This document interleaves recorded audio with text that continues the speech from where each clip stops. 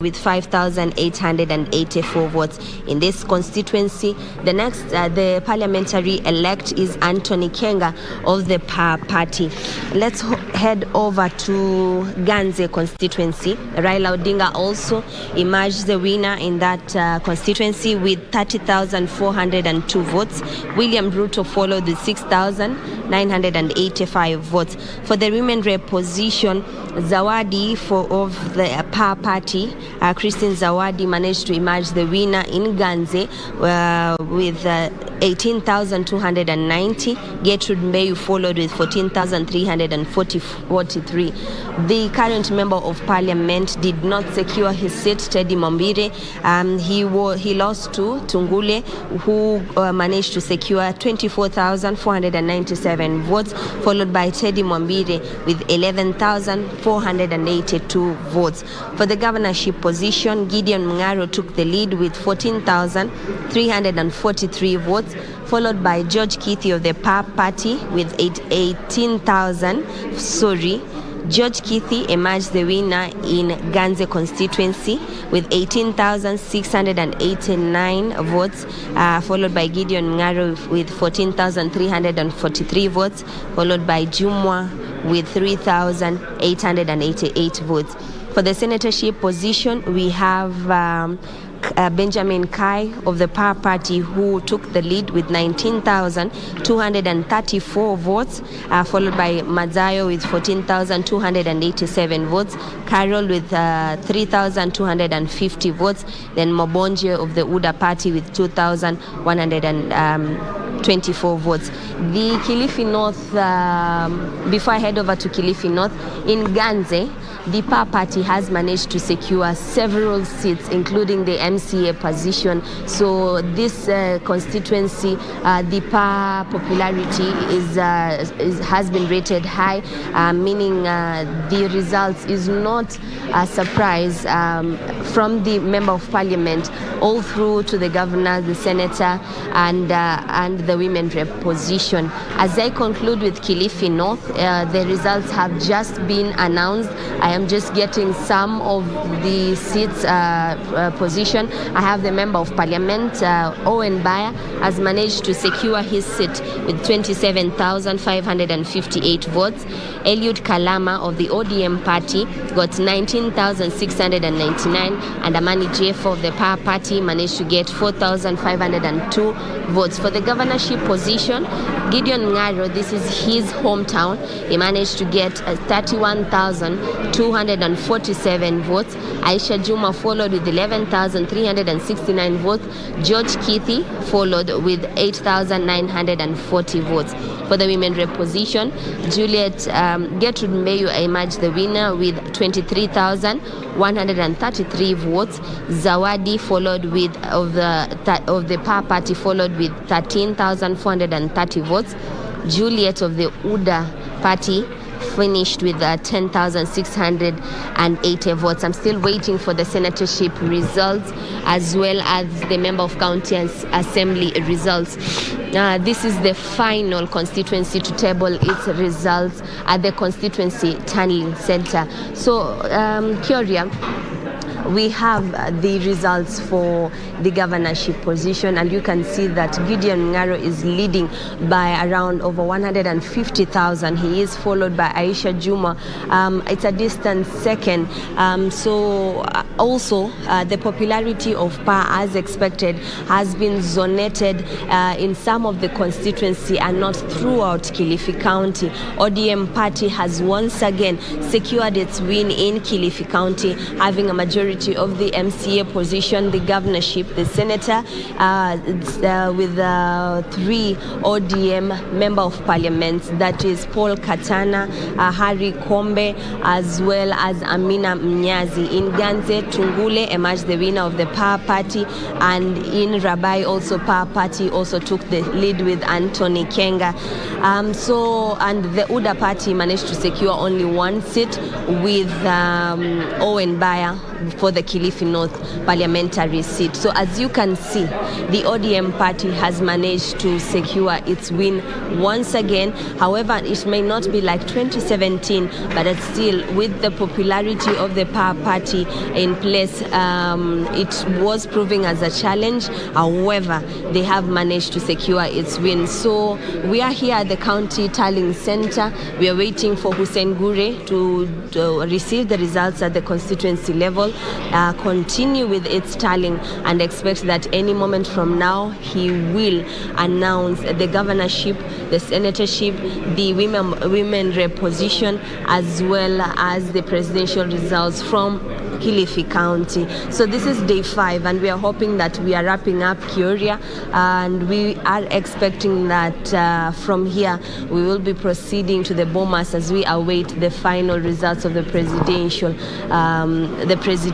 seat. So from Kilifi County, I hope I will be back with the Kilifi North results once I have them, and the final tally from our desk as received from the constituency tallying center, just to give you a perspective of who's leading, who's coming in second, and who is third. Unless you have a query, Kioria, let me hand it back to you in studio. Fantastic job, a comprehensive one there. Nothing from my end. Hope to see you again, of course, when you tell us about the outcome in Kilifi North. Thank you very much for your time, Janae. Carissa, we're back in studio. And before we head out to Bomas, and because again we have to release Bernard, let's talk about the legal framework that exists in terms of regulation of social media. Indeed, there exists laws, but we don't end up with convictions in most cases from the legal framework that we have. Is it that there is, what you would call not enough legal framework regulating social media, or it is because of enforcement? Yeah, so thank you so much for that question. And it always comes up every time that we have a session like this, I mean the election period. But there are two kinds of legal frameworks that have been set. One set by the social media platforms, and the other one set by specific countries. But I would say Kenya, there's a lot of freedom of expression, and that has not been thoroughly followed up. What they usually do is that they mark certain people who are so influential. We have seen them following up with people like Tiandela. They have been following up with people like Alai, Itumbi, Wahome Dhuku, and the rest. So they just mark a few, and then they keep on track on those, but not majorly someone seated somewhere in the up country, but majorly they mark a few, and then they follow up with them and make sure that whatever they are posting is something that can be put in the court, and of course they can be prosecuted. But in the general public, not really. But sometimes, by bad luck, of course, there are some that have been held accountable. I can give you an example. There was a case in a bus in Githurai, you remember, some years back, and someone shot a very uncomfortable kind of a video. That person was jailed. You see? So there are those things that are done because people have been doing it, but when you're caught, then it's up to you.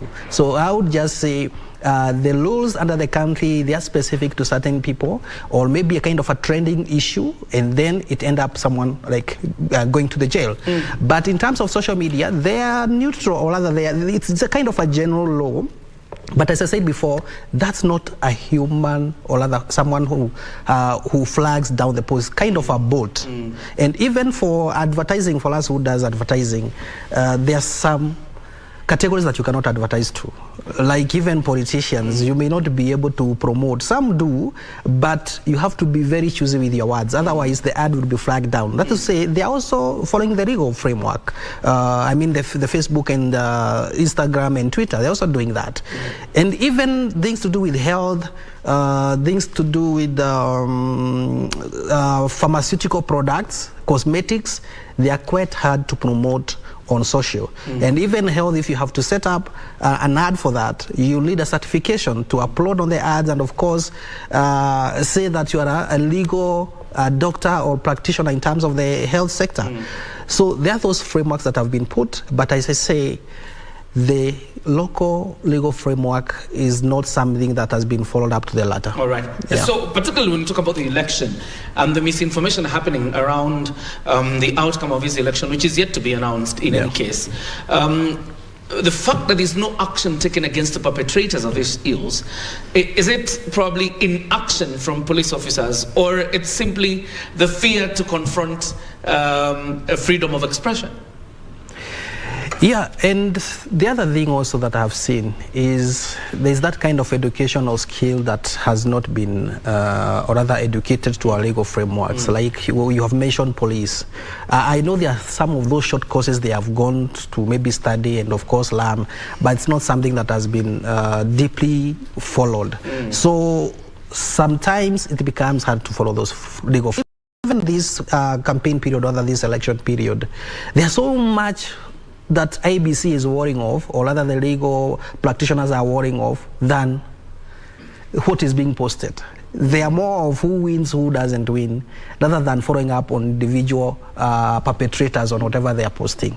Because at this session, or at this kind of period, it's expected. People will post any kind of information, any kind of lies, but it's upon an individual person to verify which source they are following. Of course, as you give your final remarks, so we head over to Bomas. What would you advise people? Because I mean, there are people who obviously were getting sick after watching what is happening on social media. Some kind of depression or distress. What would be your advice for people suffering from the bouts of depression because of what they're seeing on social media? Credible sources. That's what they need to follow, and that is IEBC. You may follow other kind of media houses and any other kind of pages out there, or individuals, but at the end of the day, go to the IEBC social pages, go to IEBC portal and verify from there, because that's where our trust is as of now. I know media houses are also following on the same, but if they feel there is any questionable kind of results, that's the place to go. All right. Yeah. Thank you very much, Bernard Muiru, the Digital Marketing and Partnership Manager at the Africa 118. You have live pictures from Mathira right about now, but we want to head over to Bomas. Of course, when we come back, we still have Victor Olo in studio and Wakili. We'll continue with the engagement. But right now, let's link up with our team at the Bomas of Kenya. I told you the other day that every politician starts by saying how.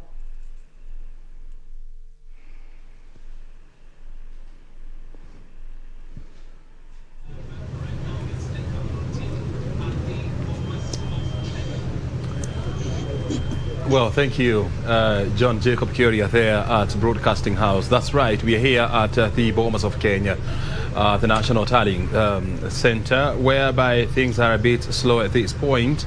We are yet to get any other briefing from the IEBC, and of course we are much waiting to hear how are the numbers looking like. Apart from yesterday's briefing where Webuye West, we were given the numbers for Webuye West, and we are still waiting for the numbers from Bungoma, as promised by Wafula Chebukati. We do not know how many numbers are likely to come through today. Your guess is as good as mine, but we're keeping an eye to see what exactly Wafula Chebukati is or has in store for us. The social media now is becoming quieter as now IEBC takes charge of this tallying process. Everyone has kept their numbers aside, and that's a conversation we just want to have here. This place is becoming busier by the minute as various political party agents as well as local and international observers troop in here to try and get a glimpse of what is happening here. We are keeping an eye, as I said, to see any signs of the white smoke here coming from IEBC. We've been here the whole week. We are not giving up until the last count comes through. Well, I'm now joined on the set by my team of analysts, that is Churchill Saoke Doctor.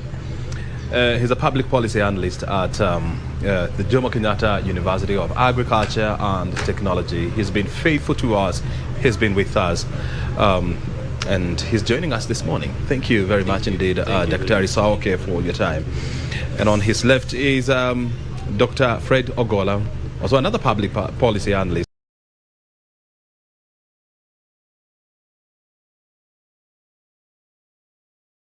So there is that government plan and timetable on how things should happen. Even thinking about anxiety, for example, in terms of the declaration of results and what Chebukati says we need to expedite the process, if I were Chebukati, which I am not, and obviously seeing how media managed to tally these votes, I'm not very sure that I'm in a position to advise Chebukati. But if I were to advise Chebukati, for example, I would rather we take some time with looking at the forms and ensuring that everything is correct, than these parties discover anomalies and then go to the Supreme Court and we get a nullification out of it. All right. So we would rather have, take the time. Yeah, absolutely. Let's go to Bomas of Kenya. The IBC Vice Chairperson, Cherera, is speaking. Constituency.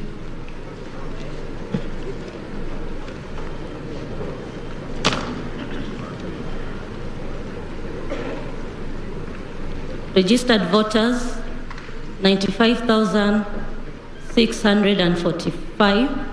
And 54, registered voters, 95,654.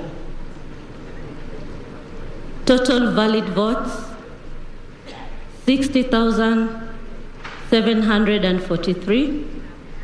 Rejected ballot, 609. Odinga Raila, 20,997. Ruto William Samoe, 39,225. Wahiga David Maure, 246.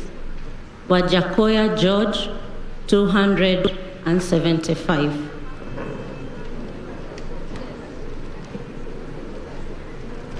Makueni County, Kaiti constituency,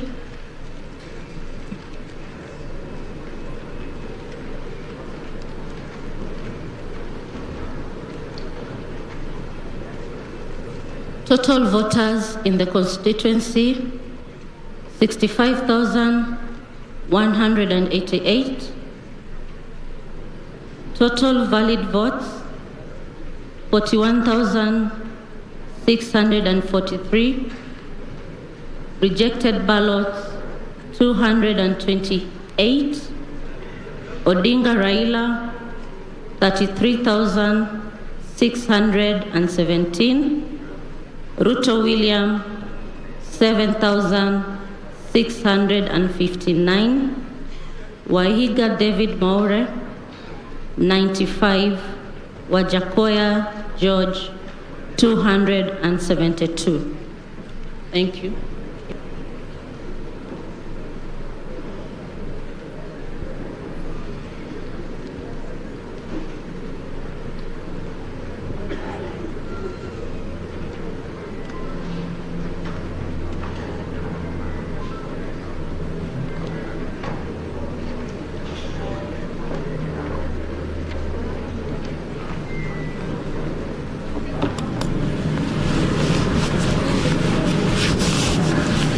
All right, you have results there from two constituencies, and of course that tells you that we continue to sail through.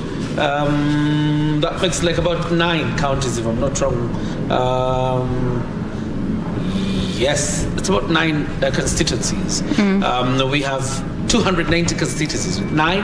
That means that we have about 281 to go. And remember, at some point also we shall count the diaspora vote.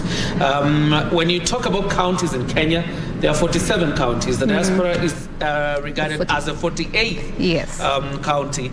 And every country that voted, including the US, the UK, Uganda, Tanzania, Qatar, those countries are regarded as constituencies within the 48th county, that is the diaspora. And we shall also be looking at those results. Victor? And now you can even see the pace at which the results has now taken, and I think this is what Chebukati talked about. Probably it shows that there was just some laxity. And after that press conference, now we can see the pace has completely gone up. So within a span of 15 minutes, we've seen 2 announcements already. And I think moving forward, the party agents have realized where the problem was, and chances are it has now been fixed. So I doubt that is the case. I doubt that's the case. Could it be the... Before they took the 15 minutes break, remember they have been given a 15 minutes break. Yeah. Before they took the 15 minutes break, I think they had dispensed or were almost completing these new results we are receiving right now. That tells you we shall have a lull of another 1 hour or so. But where is this? Okay. Let's go to Trans Nzoia, where Natembeya is speaking.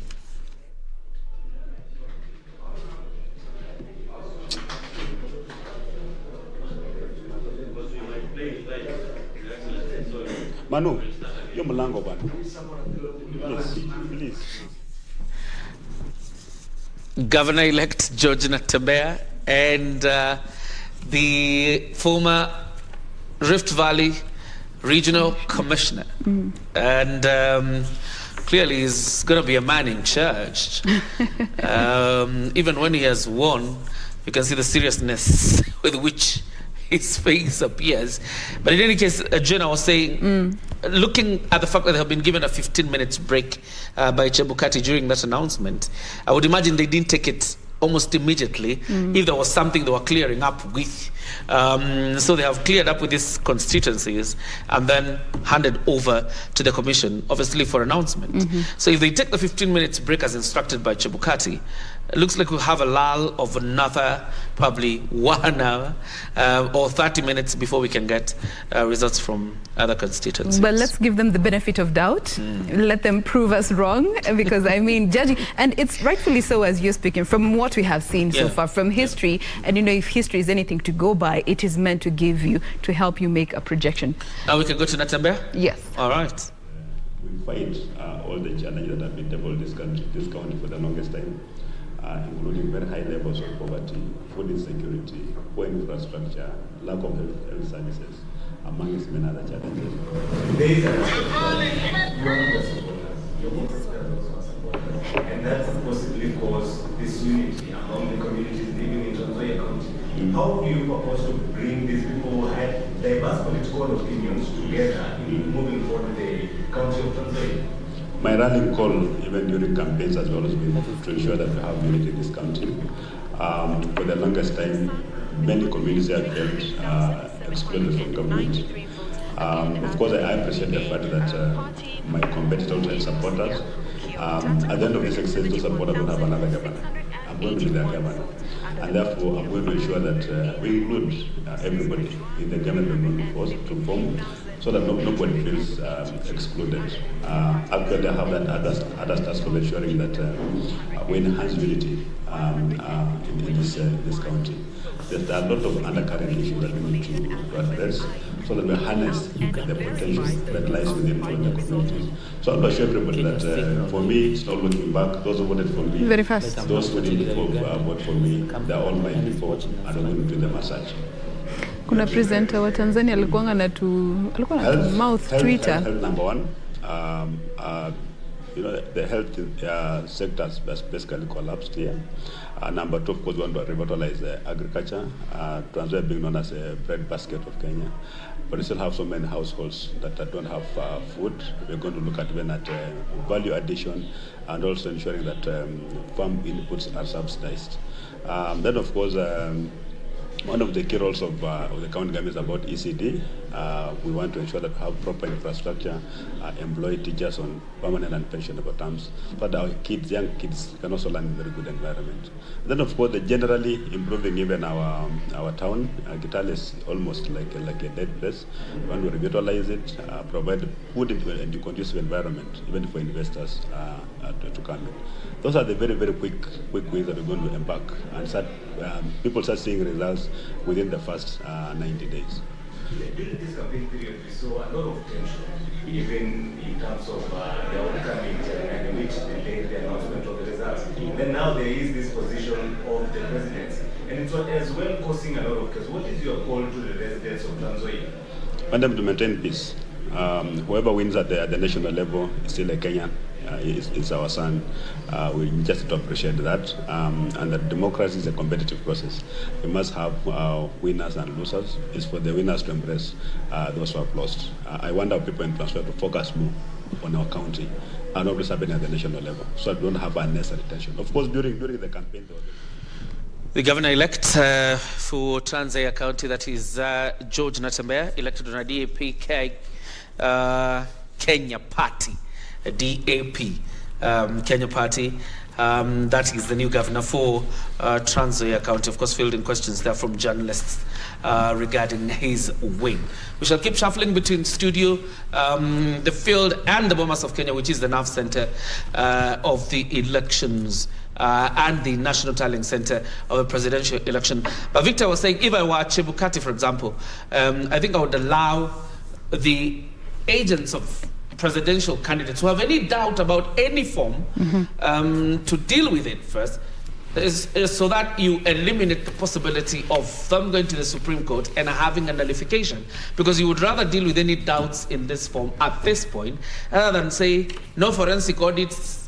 Oh Lord, we're going back to Bomas. County, Aldai constituency,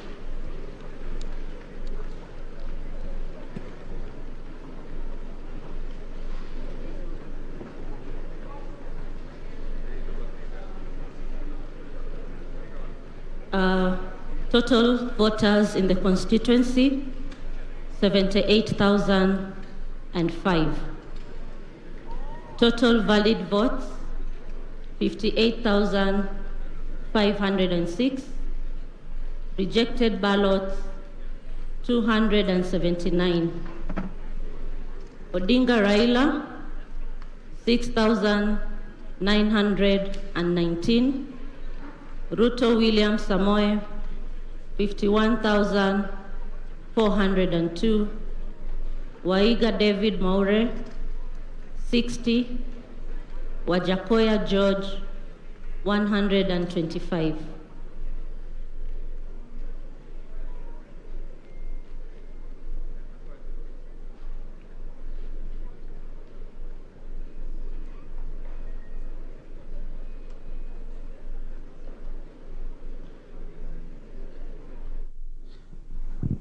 All right, I think that's the last result from Bomas of Kenya, maybe probably until an hour or so. That's the Bomas of Kenya. And before again we returned to Bomas, that's that small issue. Yes. Talking about, about dispensing with the results. Victor, instead of having, them going with the doubts and forms that may have discrepancies, and then they're taken to the Supreme Court as evidence of irregularities, and then you have a nullification.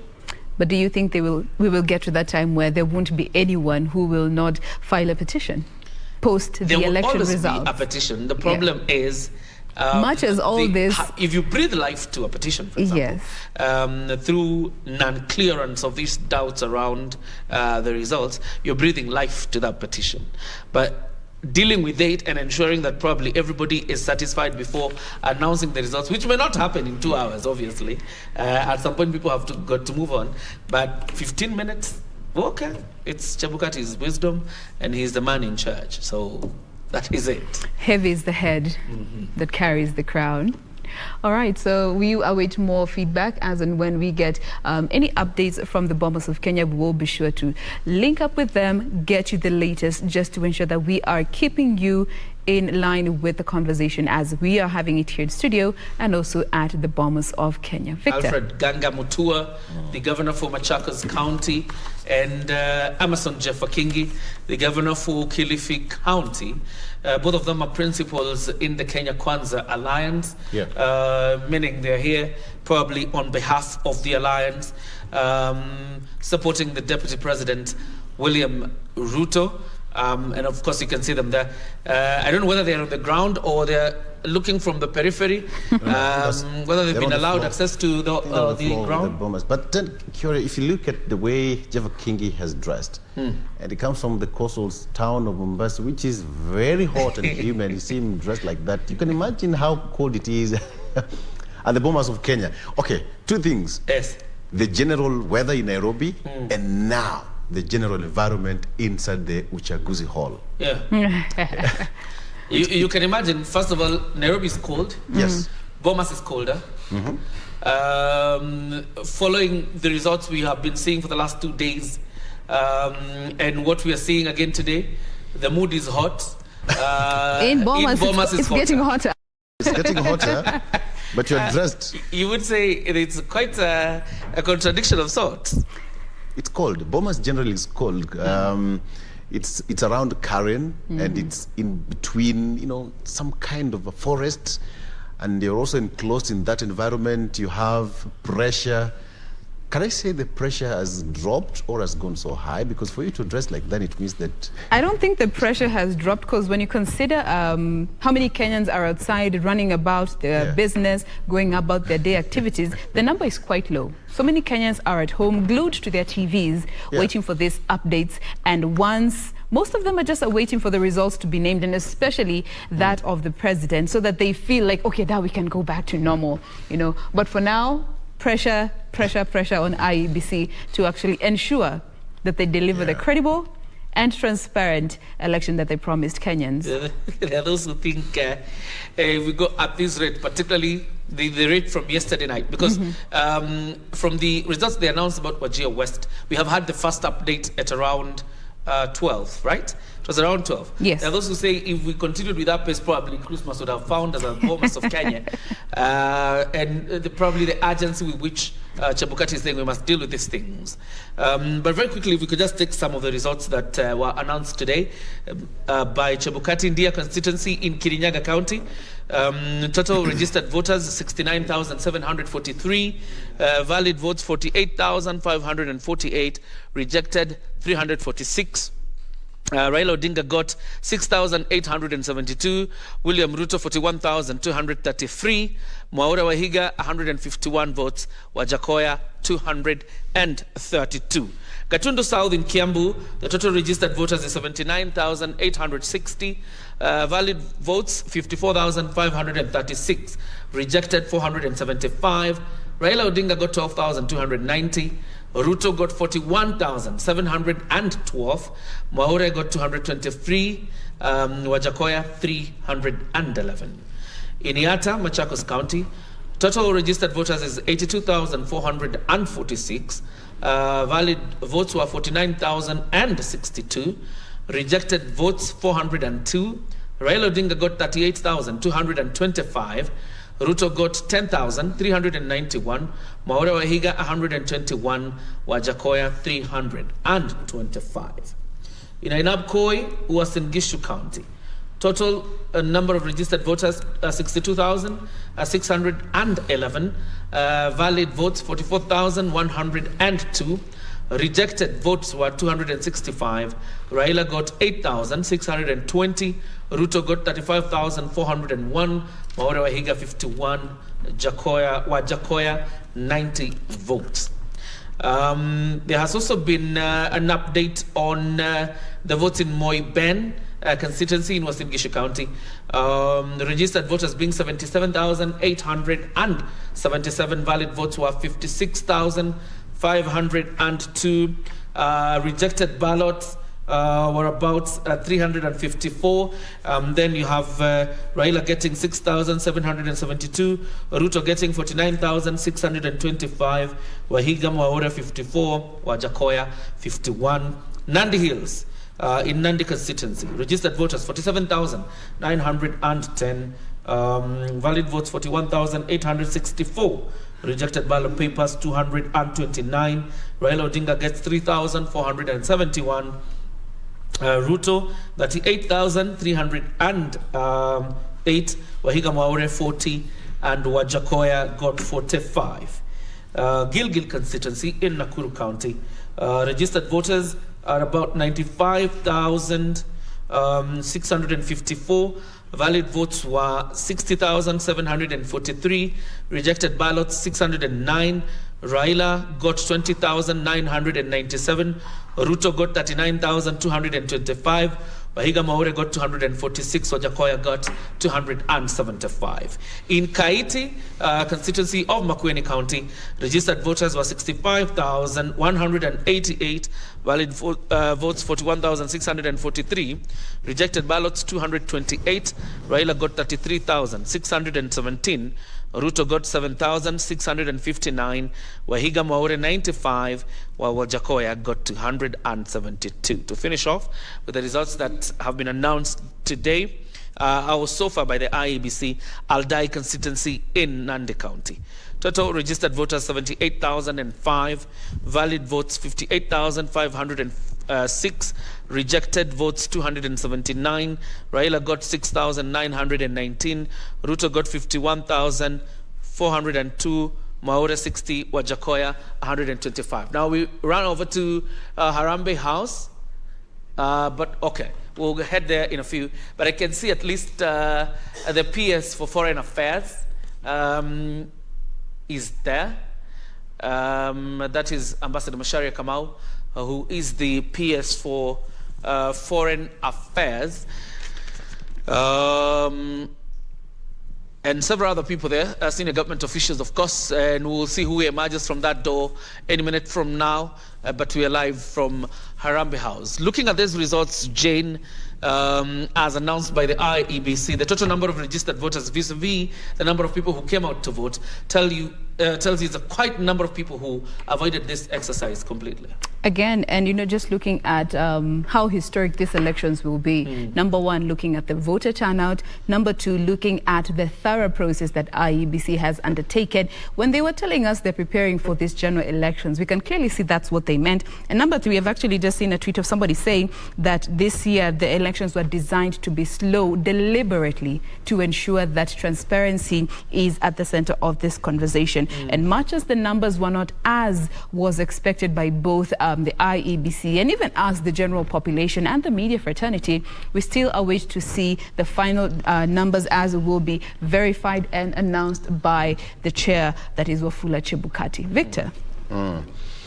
Just to add on top of that list that you've given out, Curia, there's an information here that Kirinyaga Governor Anne Waiguru has successfully defended her seat, brushing off a scare from, woman representative Purity Ngirishi.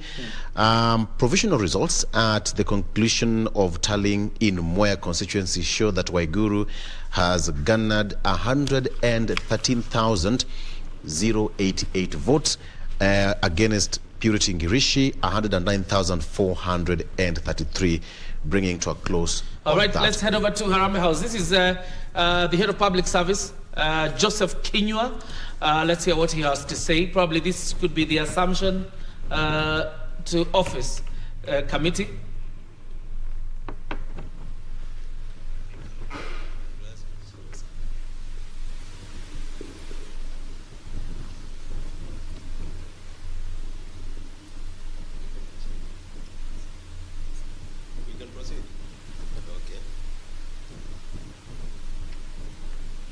Ladies and gentlemen of the press, fellow Kenyans, good afternoon. In fidelity with the dictates of our constitution, I have this morning chaired the inaugural meeting of the Assumption of the Office of the President Committee. The committee is established pursuant to the Assumption of the Office of the President Act, that is Act number 21 of year 2012, and in furtherance of Article 141 of our Constitution. The committee's core mandate is to facilitate a smooth transition from the current administration to the incoming administration.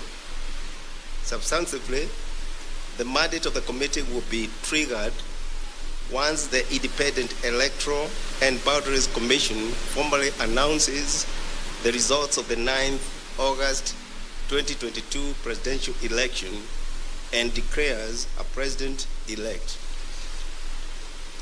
In accordance with the primary act of Parliament, the functions of the assumption of the office of the President Committee are to 1, facilitate handing over the process of the outgoing President to the President-elect. 2, organize for the security of the President-elect. 3, organize for the necessary facilities and personnel for the President-elect. 4, coordinate the briefings of the President-elect by relevant public officers. 5, facilitate communication between the outgoing President and the President-elect. And last but not least, prepare the program and organize for the swearing-in ceremony. Finally, I wish to inform you we will be making periodic briefings to the nation as the transition process kicks off. I thank you.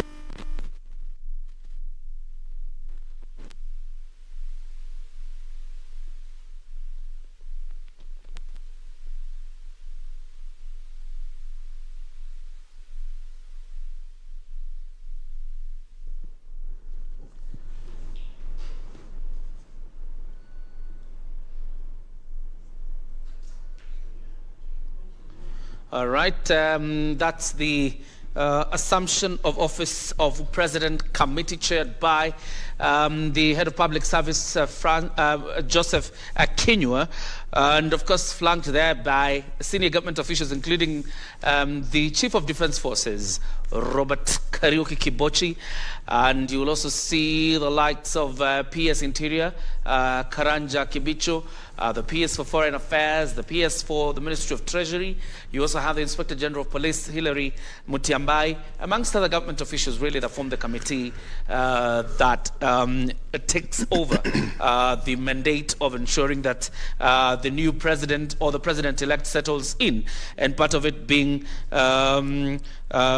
organizing for security once you have a president-elect. Of course, this will be triggered by the announcement by IEBC of a president-elect, and so we were, right? That is the assumption of office of President Committee. Of course, also facilitate that the president-elect gets facilities and personnel once he has assumed office. And that's not the only mandate for the Assumption of Office Committee. And I think it's the right time for even Kenyans to understand what to expect once we get to this time that we're all looking forward to, that Chebukati will announce the president right there. And what you also need to understand as a viewer, once the Chebukati announces the president-elect, there will be a 14-day period that is constitutionally allowed for any petitions to be filed at the Supreme Court to challenge the president-elect, to challenge the results of the IEBC. And once that 14-day period lapses, the IEBC chair communicates the same information of who the president-elect is to the incumbent and the Chief Justice in written form. Now, once the chair has communicated this information in a written form to the Chief Justice and the incumbent president, the president will then be sworn in 2 Tuesdays after the official communication by the chair of the IEBC, and from then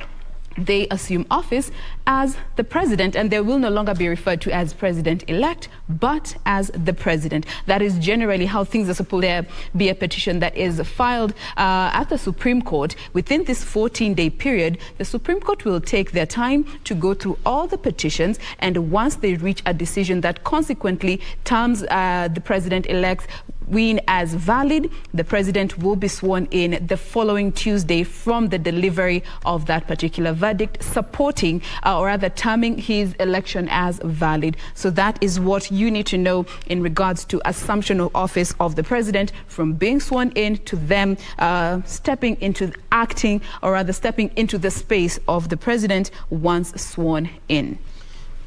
Yeah, quite an interesting one. And Victor, you remember there has been some level of haggling in the National Assembly as regards this committee, with the argument that it is supposed to be chaired by the Secretary to the Cabinet. And you remember the Garissa Township Member of Parliament, Aden Duale, has tried to introduce a motion in Parliament seeking to compel the Executive to appoint the Secretary to the Cabinet so he can chair the Assumption of Office Committee. This is the first briefing that we are getting from that committee. I don't know whether it is late in the day or they have done it in good time, but clearly the committee is now being chaired by the head of public service, who probably would assume then also acts as the secretary to the cabinet. Victor. Yeah, just giving their commandate there. Actually, he's given a number of responsibility, and again, coupled with what you said, is just to plan for the program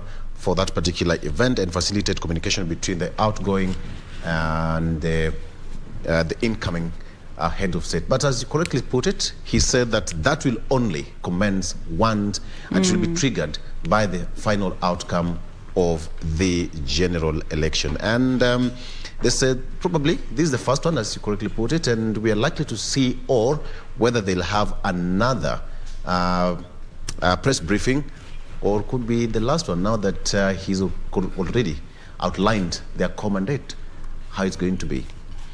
But it's encouraging that they are actually showing the people that, once this is done, this is what is going to happen. Expect this. Yeah. These are our role when it comes to in the transition process. This is what we need to ensure that President-elect has been facilitated with. Because most of these protocols, many Kenyans don't know. And you can remember even from previous elections, they walk in as a candidate, but when they walk out, they are the president. And from there, protocols come alive, So what happens from that particular point? And this is definitely encouraging for our viewers and all Kenyans at large, just even showing the people that we expect a peaceful transition of power from the incumbent to the president-elect once announced by the IEBC. And I don't think it's too early for them to be having such briefings with the press, Now, there's nothing wrong with the press briefings. Actually, at this point, when we are talking about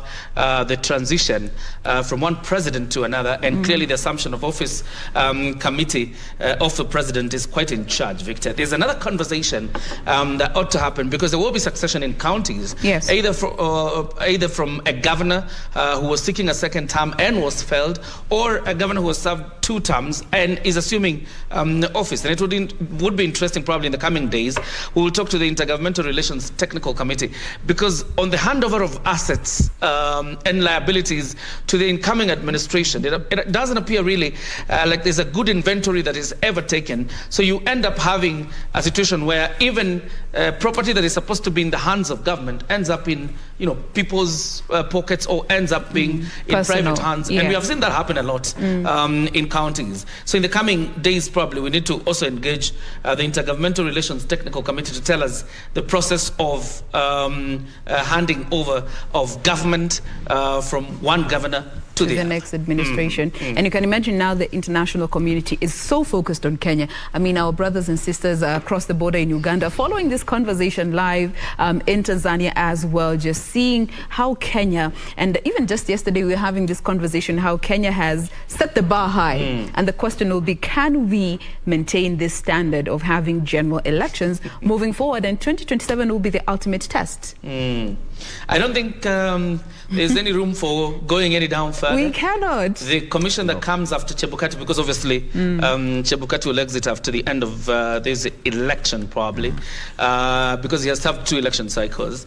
It means the chairperson who comes next doesn't have a choice other than to raise the bar so high. Maybe 2027, Victor, you can still vote at the convenience of Murang'a town. Or even your phone. Oh yes. Something that we've been discussing here, and even the analysts have been talking about throughout the week, the introduction of technology in conducting an election, something that should be considered probably in the future. We've come a long way up to this particular day now that we are still people using the physical papers from one corner of the country coming all the way to the bombers of Kenya for verification.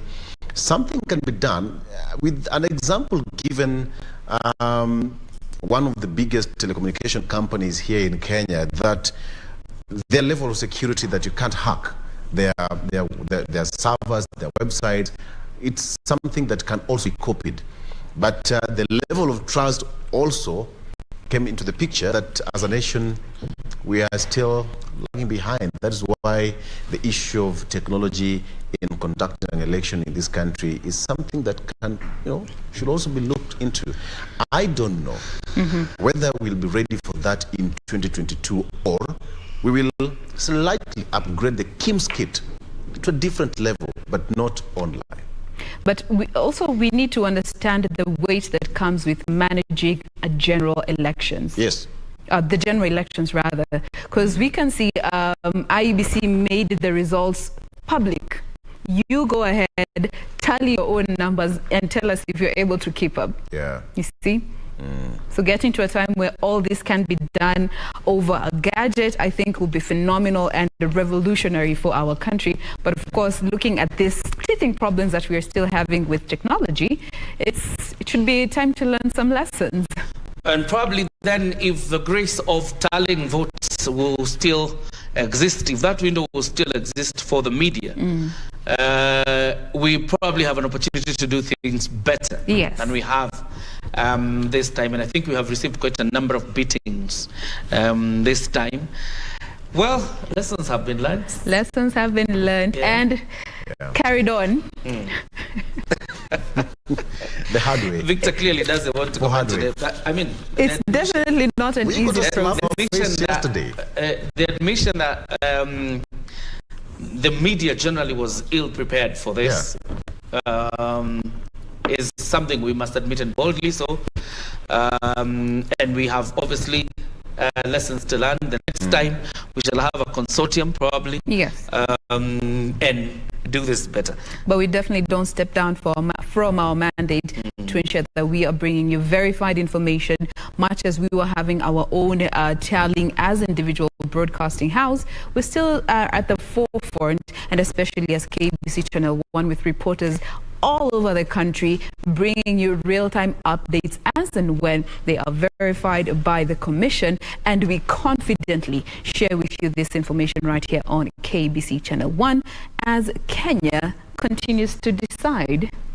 And obviously, I think when you think about the faltering of the media, it's only that we were doing different tallings and so displaying different results, because each one of us would download forms, according to probably where you sit, the time you download, and the time you downloaded. So